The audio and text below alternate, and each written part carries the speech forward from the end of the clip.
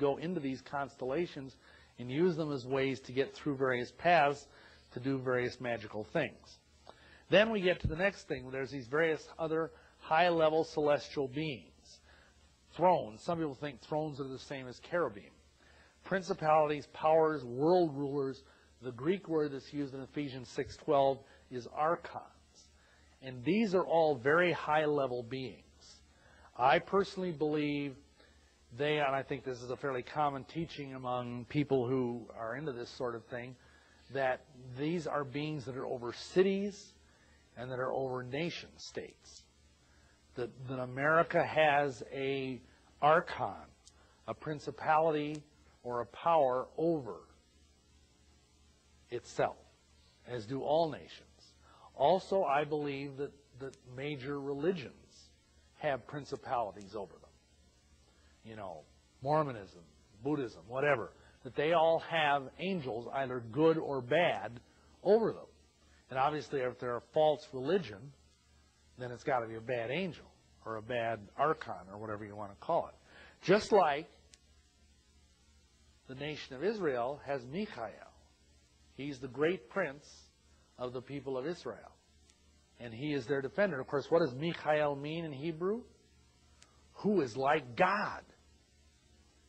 Because that was the battle cry.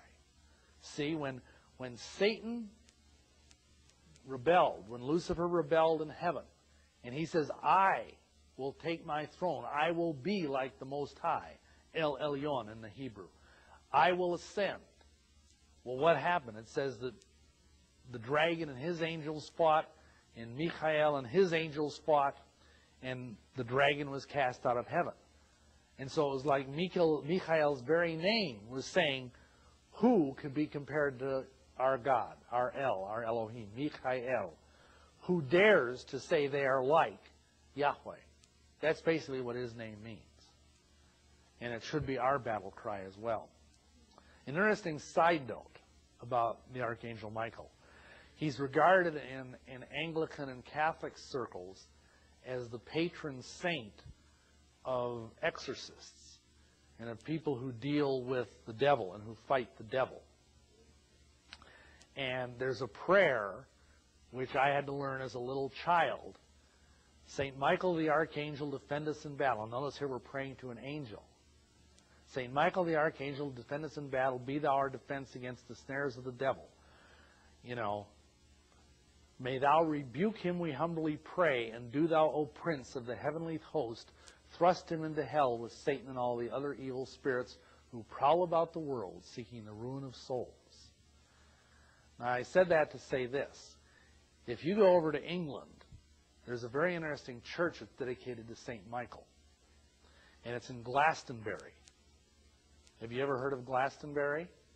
It's this little town in western England where it's alleged that the Holy Grail was, where Arthur was buried, and it's also alleged that Joseph of Arimathea came there with 12 disciples of Yeshua and set up the first above-ground Christian church in history, a little wattle church. And it's alleged that he put his stake in the ground and that it blossomed. And to this day, that's called the Glastonbury Thorn Rose. Anyway, there's this place called Glastonbury Tor. Now, a tor is an old Gaelic word. It means like a hillside, and it looks artificial. It's this very high hill. It goes up like this, and it slopes down.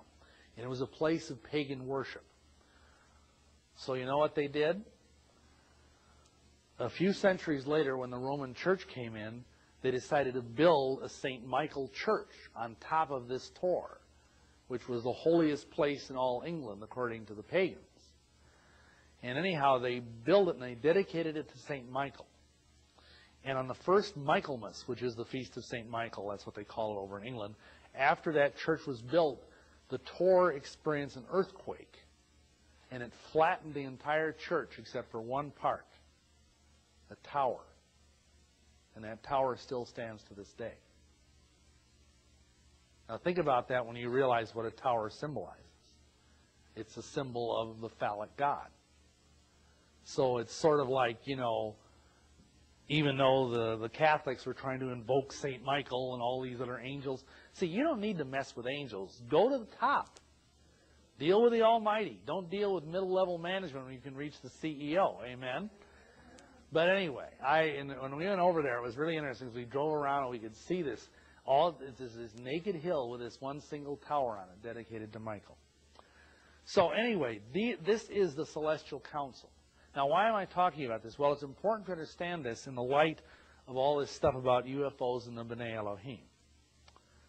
There's the riddle of Psalm 82. I know a lot of Christians have wrestled with that psalm over the years. For example, it says in Psalm 82, this is verse 1, God standeth in the congregation of the mighty. He judgeth among the gods. Now look at this. I mean, it says right in the Ten Commandments, I am Yahweh thy Elohim. Thou shalt have no other gods before me. And yet here we're talking about gods. And then in the 6th verse it says, and this is the verse Yeshua quotes in the New Testament, I have said, ye are gods, and all of you are children of the Most High, but you shall die like men and fall like one of the princes. So obviously whoever these gods are, they aren't on the best side of the Almighty. And if you read the whole psalm in context, this is talking about very high-level world rulers, celestial beings of a spiritual nature. These are divine beings, but they're not Yahweh. They are beings, celestial beings, that are partakers of the divine nature, just like we are. How many of you realize we are partakers of the divine nature? Peter tells us that right in his epistle. So we have this council of gods. And what's interesting is if you look at that first verse, in Hebrew it says, this is how confusing it would be, Elohim judgeth among the Elohim. Because there's no capital letters in Hebrew. Amen? So we put that in there in English, just to distinguish that this is the Elohim. And of course you all understand Elohim is plural, right? It's a masculine noun with a plural ending. So right there's the idea of God being echad, being one, but yet also being three. And that's right in the Torah. I want to introduce you to Michael Heiser. He has done some groundbreaking work, which got him kicked out of one seminary. So you know he's on the right track, amen? In terms of proving that there is indeed a divine council in heaven. He's an Aramaic scholar, expert in Hebrew and Aramaic and Greek, and he also really has a love of the truth. And he has done some very excellent, he has a website. I refer you to him. I recommend him very highly. I got to meet him personally for the first time at this Roswell conference I was at in July. But he has looked into the Hebrew and how it's used. He's looked into the ancillary literature of the time that surrounds it. And if you read his stuff, and some of it might be a little bit overly academic, but I can tell you, he knows wherever he speaks.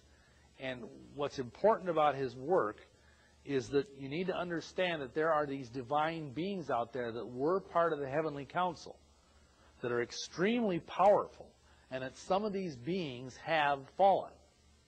Because what that psalm is talking about, if you read the whole Psalm 82, is that they are oppressing the poor. They are not judging rightly among the poor.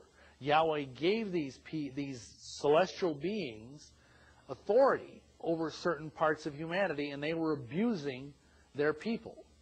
They were allowing the poor to be victimized. And so he's saying unto them that, even though thou art gods, you will fall like the princes and die like men. And again, the wages of sin is what? Death. So even these beings can die, although that's very rare. So anyhow, he also has a very interesting fictional book whose name totally went out of my mind at this moment. But I'm sure you can find it if you go online. Anyhow, it's a novel which is a barely fictionalized account of some of his experiences in the world of academia. And he has a very intriguing hypothesis about cattle mutilation.